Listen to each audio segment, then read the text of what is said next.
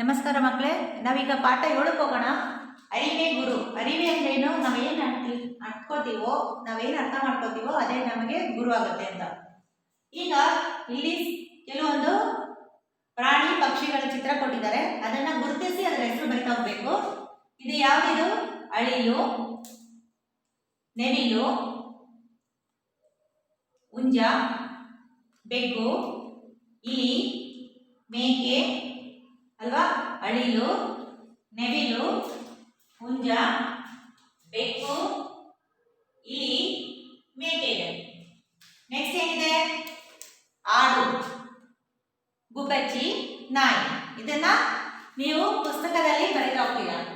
ಈಗ ಪಾಠ ನೋಡ್ತಾ ಹೋಗೋಣ, ಏನಿದೆ ಈ ಪಾಠದಲ್ಲಿ ಅಂತ. ಅರಿವೇ ಗುರು ಅನ್ನೋ ಪಾಠದಲ್ಲಿ ಏನಿದೆ ಅಂತ ನಾವು ನೋಡ್ತಾ ಹೋಗೋಣ.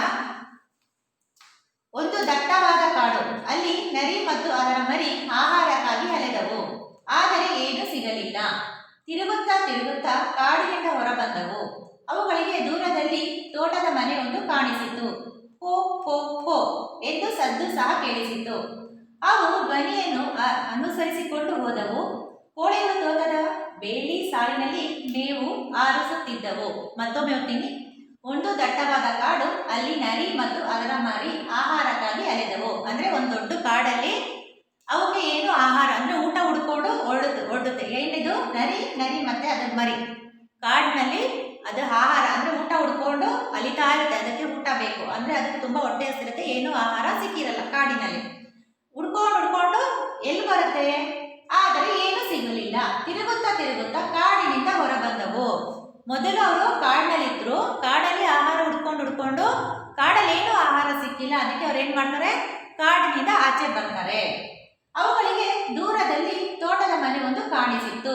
ದೂರದಲ್ಲಿ ಅಲ್ಲಿ ನಿಂತ್ಕೊಂಡು ನೋಡುತ್ತೆ, ಮನೆ ಕಾಣಿಸುತ್ತೆ. ತೋಟದ ಮನೆ ಅಂದ್ರೆ ಎಲ್ಲಿ ತುಂಬಾ ಪಕ್ಷಿ ಅಂದ್ರೆ ಪ್ರಾಣಿಗಳನ್ನೆಲ್ಲ ಸಾಕೊಂಡು ಧಾನ್ಯಗಳನ್ನೆಲ್ಲ ಬೆಳ್ಕೊಂಡು ಒಂದು ಮನೆ, ಆ ತರ ಒಂದು ತೋಟದ ಮನೆ ಕಾಣಿಸುತ್ತೆ. ಅಲ್ಲಿ ಕೊಕ್ಕೊ ಎಂದು ಸದ್ದು ಸಹ ಕೇಳಿಸಿತ್ತು. ಕೊಕ್ಕೊ ಅನ್ನೋದೇನು? ಕೋಳಿಗಳು. ಅಲ್ಲಿ ಕೋಳಿಗಳ ಸದ್ದು ಕೇಳಿಸುತ್ತೆ. ಯಾರಿಗೆ? ನರಿ ಮತ್ತೆ ಅದರ ಮರಿಗೆ. ಅವು ಧ್ವನಿಯನ್ನು ಅನುಸರಿಸಿಕೊಂಡು ಹೋದವು. ಎಲ್ಲಿ ಧ್ವನಿ ಬರ್ತಾ ಇದೆ? ಈಗ ನಮ್ಗೆ ಏನೋ ಒಂದು ಸೌಂಡ್ ಬರುತ್ತೆ ಅಂದ್ರೆ ಆ ಸೌಂಡ್ ಎಲ್ಲಿ ಬರ್ತಾ ಇದೆ ಅಂತ ನಾವು ಹೇಗೆ ಹುಡ್ಕೊಂಡು ಹೋಗ್ತೀವೋ, ಅದೇ ತರ ನರಿ ಮತ್ತೆ ಅದರ ಮರಿ ಏನ್ ಮಾಡುತ್ತೆ? ಸೌಂಡ್ ಕೊಕ್ಕೊ ಅಂತ ಎಲ್ಲಿ ಸೌಂಡ್ ಬರ್ತಾ ಇದೆ ಅದನ್ನ ಹುಡ್ಕೊಂಡು ಆ ದಾರಿ ಅಂತ ಹೋಗುತ್ತೆ. ಕೋಳಿಗಳು ತೋಟದ ಬಳಿ ಬೇಲಿ ಸಾಲಿನಲ್ಲಿ ಮೇವು ಆರಿಸಿದ್ದವು. ಅಲ್ಲಿ ಬೇಲಿ ಹಾಕಿರುತ್ತೆ, ಆ ಬೇಲಿ ಪಕ್ಕ ಕೋಳಿ ತನ್ನ ಮರಿ ಜೊತೆ ಮೇವು ತಿಂತಾ ಇರುತ್ತೆ. ಕೋಳಿಗಳ ಕಂಡು ನರಿ ಮರಿ ಮನದಲ್ಲೇ ಹಿಗ್ಗಿತ್ತು. ಆ ಸಂತೋಷದಲ್ಲಿ ಅಮ್ಮ ಎಷ್ಟೊಂದು ಕೋಳಿಗಳು ಎನ್ನುತ್ತಾ ಆ ಕಡೆಗೆ ನುಗ್ಗಿತ್ತು. ಈಗ ಕೋಳಿ ಮರಿ ಕಂಡ ತಕ್ಷಣ ಏನಾಗುತ್ತೆ?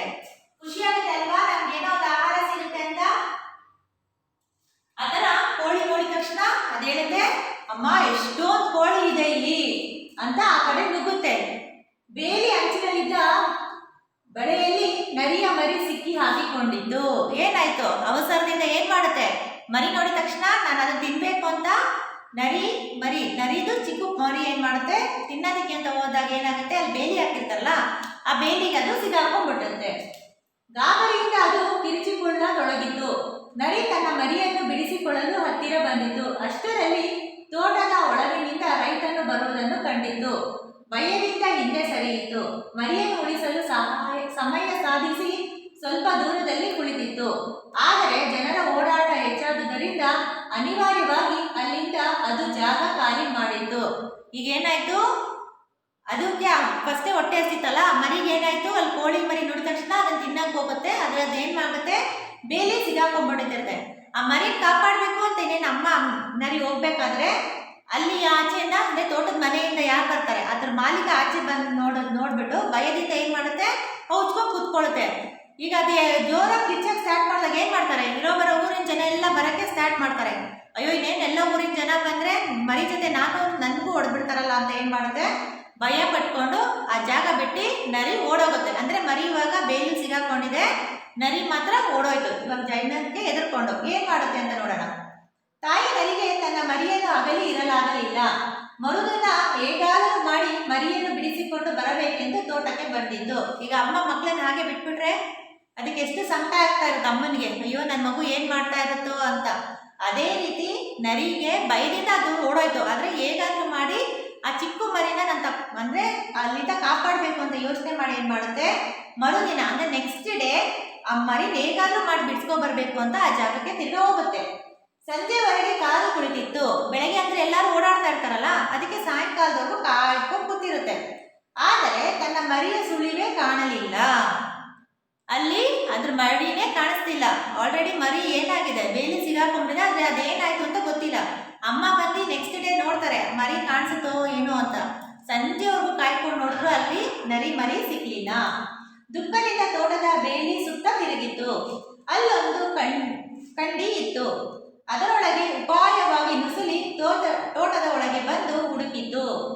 ಏನಾಗುತ್ತೆ, ಸುತ್ತಲೂ ಮುತ್ತಲು ನೋಡುತ್ತೆ, ಅದ್ರ ಮರಿ ಸಿಗ್ಲಿಲ್ಲ. ಅವಾಗ ಏನ್ ಮಾಡುತ್ತೆ, ಅಯ್ಯೋ ದುಃಖದಿಂದ ಏನ್ ಮಾಡುತ್ತೆ, ಅಲ್ಲೊಂದು ಚಿಕ್ಕ ಜಾಗ ಇರುತ್ತೆ ಹೋಗಕ್ಕೆ. ಆ ಜಾಗದಿಂದ ತುರ್ಕೊಂಡು ಹೋಗುತ್ತೆ ತೋಟಕ್ಕೆ. ಆ ತೋಟದಲ್ಲಾದ್ರೂ ನನ್ನ ಮರಿ ಇರುತ್ತಾ ಅಂತ ನೋಡಕ್ಕೆ ಹೋಗುತ್ತೆ. ಅಂದ್ರೆ ನುಸುಳಿ ಅಂದ್ರೆ ನುಕ್ಕೊಂಡು ಹೋಗುತ್ತೆ. ತನ್ನ ಮರಿಯು ಸುಳಿವು ಅಲ್ಲೂ ಸಿಗಲಿಲ್ಲ. ಆದರೆ ಮನೆಯ ಪಕ್ಕದಲ್ಲಿ ಕೋಳಿಗಳು ಅಡಗಿ ಕುಳಿತಿದ್ದವು. ಮರಿ ಹುಡ್ಕೊಂಡು ಫುಲ್ ಸುತ್ತಮುತ್ತ, ಮನೆ ಸುತ್ತಮುತ್ತ, ಬೇಲಿ ಸುತ್ತಮುತ್ತ ಎಲ್ಲ ಬರ್ತದೆ, ಅಲ್ಲದೆ ಸಿಗಲ್ಲ. ಅದಕ್ಕೆ ಏನ್ ಮಾಡ್ತದ್ದು, ತೋಟದೊಳಗಡೆನೆ ಹೋಗುತ್ತೆ. ಅಲ್ಲೂ ಮರಿ ನೋಡುತ್ತೆ, ಆದ್ರೆ ಅಲ್ಲೂ ಅದ್ರದ್ದು ಮರಿ ಇರಲ್ಲ, ಯಾವುದು ಮರಿ ಇರಲ್ಲ. ಆದ್ರೆ ಅಲ್ಲೊಂದು ಗಮನಿಸುತ್ತೆ, ಕೋಳಿಗಳನ್ನ ಏನ್ ಮಾಡಿರ್ತಾರೆ, ಆದರೆ ಮನೆ ಪಕ್ಕದಲ್ಲಿ ಕೋಳಿಗಳು ಅಡಗಿ ಕುಳಿತಿದ್ದವು. ಭಯದಿಂದ ಏನಾಗಿರುತ್ತೆ, ಅಡಕೊಂಡು ಕುತ್ಕೊಂಡಿರುತ್ತೆ. ಹಸಿದಿದ್ದ ನರಿಗೆ ಕೋಳಿಗಳನ್ನು ಕಂಡು ಆಸೆ ಮೂಡಿತು. ಈಗ ಆಲ್ರೆಡಿ ಮರಿ ಬಂದು ಸಿಗಾಕೊಂಡು ಕಳೆದೋಗ್ಬಿಟ್ಟಿದೆ, ಎಲ್ಲಿದೆ ಅಂತ ಸಿಕ್ಕಿಲ್ಲ, ಗೊತ್ತಾಗಿಲ್ಲ. ಅದು ಹುಡ್ಕೊಂಡು ಆ ತೋಟದೊಳಗೆ ಬಂದ ಮೇಲೆ ಕೋಳಿಗಳನ್ನ ನೋಡುತ್ತೆ. ಕೋಳಿ ನೋಡಿದ್ಮೇಲೆ ನರಿಗೆ ತುಂಬಾ ಆಸೆ ಆಗುತ್ತೆ, ಹೇಗಾದ್ರೂ ಮಾಡಿ ನನಗೆ ಕೋಳಿ ಮರಿ ತಿನ್ನಲೇಬೇಕು ಅಂತ.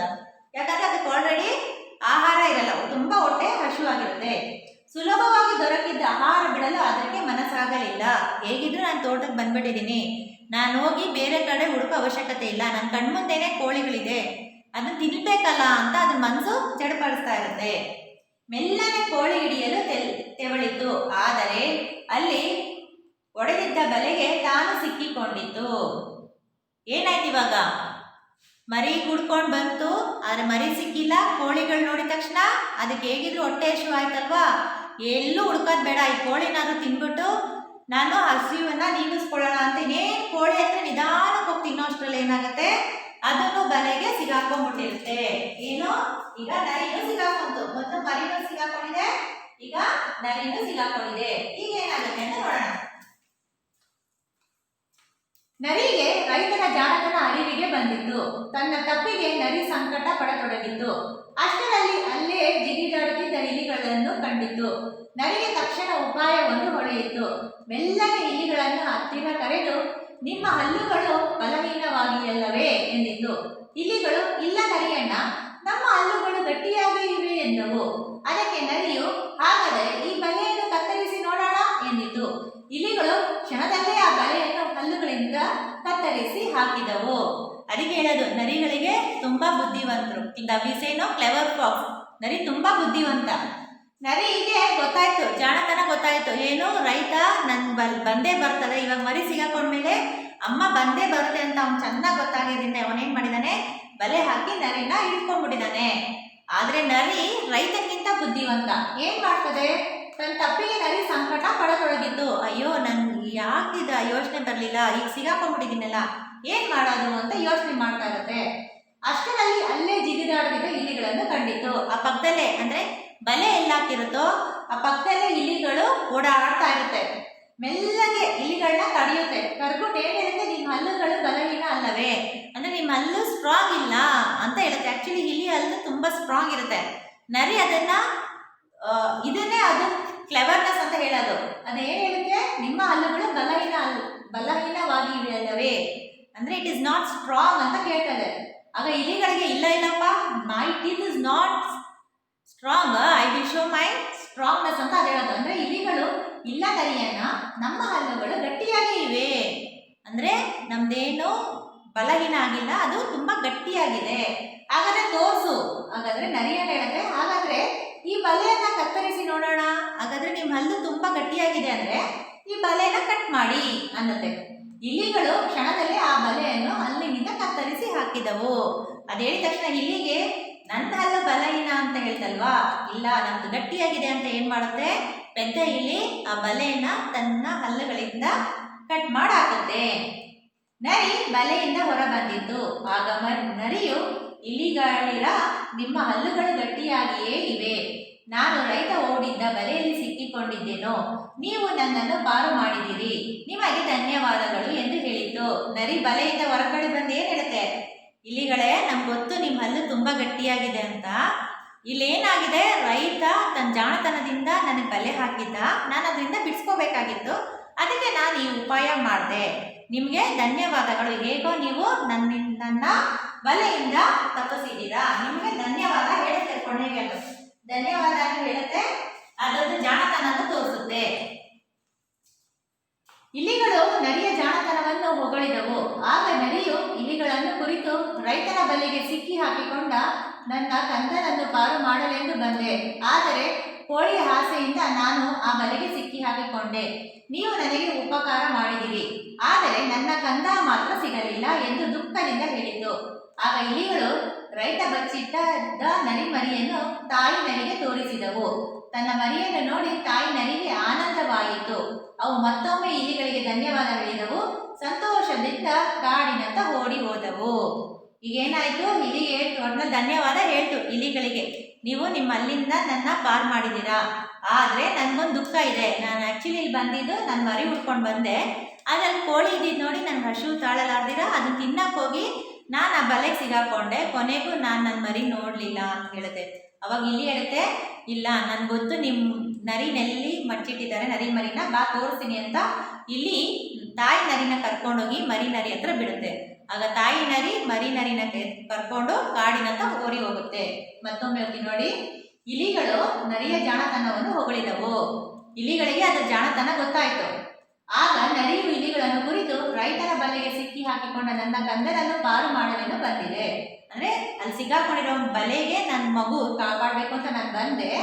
ಆದ್ರೆ ಕೋಳಿ ಆಸೆಯಿಂದ ನಾನು ಈ ಬಲೆಗೆ ಸಿಕ್ಕಾಕೊಂಡೆ. ಏನೋ ಒಂದು ಆಸೆ ಪಡಕ್ ಹೋಗಿ ನಾನು ಇದಕ್ಕೆ ಸಿಕ್ಕಾಕೊಂಡ್ಬಿಟ್ಟಿದ್ದೀನಿ. ನೀವು ನಮಗೆ ಉಪಕಾರ ಮಾಡಿದ್ದೀರಾ, ನೀವು ನನಗೆ ಇವಾಗ ಬಂದು ಸಹಾಯ ಮಾಡಿದ್ದೀರಾ, ಆದರೆ ನನ್ನ ಕಂದ ಮಾತ್ರ ಸಿಗಲಿಲ್ಲ. ನೀವೇನೋ ನನಗೆ ಸಹಾಯ ಮಾಡಿದ್ರಿ, ಆದರೆ ನನ್ನ ಮಗು ನನಗೆ ಸಿಕ್ಕಲಿಲ್ಲ ಅಂತ ದುಃಖದಿಂದ ಹೇಳ್ತಾ ಇರುತ್ತೆ. ಆಗ ಇಲಿಗಳು ರೈತನು ಬಚ್ಚಿಟ್ಟಿದ್ದ ನರಿಯ ಮರಿಯನ್ನು ತಾಯಿ ನರಿಗೆ ತೋರಿಸಿತ್ತು. ಆ ಇಲಿಗಳಿಗೆ ಗೊತ್ತಿತ್ತು ಎಲ್ಲಿ ಬಚ್ಚಿಟ್ಟಿದ್ದಾನೆ ಅಂತ. ತಾಯಿ ನರಿಗೆ ತೋರಿಸುತ್ತೆ. ತನ್ನ ಮರಿಯನ್ನು ನೋಡಿ ತಾಯಿಗೆ ಆನಂದವಾಯಿತು. ಅಮ್ಮ ಇವಾಗ ಒಂದು ದಿವಸ ಬಿಟ್ಟಿದ್ರೆ ನೆಕ್ಸ್ಟ್ ಡೇ ಬಂದಾಗ ಎಷ್ಟು ಖುಷಿ ಪಡ್ತಾಳೆ ನಿನ್ನ ನೋಡಿ. ಅದೇ ರೀತಿ ತಾಯಿ ನರಿಗೆ ಮಗು ನರಿ ಸಿಕ್ಕಿದಾಗ ತುಂಬ ಖುಷಿಯಾಗುತ್ತೆ. ಅವು ಮತ್ತೊಮ್ಮೆ ಇಲಿಗಳಿಗೆ ಧನ್ಯವಾದ ಹೇಳಿದವು. ಮೊದಲಿಗೆ ಬಲೆಯಿಂದ ಬಿಡಿಸಿದ್ಕೆ ಧನ್ಯವಾದನೂ ಹೇಳ್ತು. ಈಗ ತನ್ನ ಮರಿ ತೋರಿಸಿದಕ್ಕೋಸ್ಕರ ಅದಕ್ಕೂ ಧನ್ಯವಾದ ಹೇಳಿತು.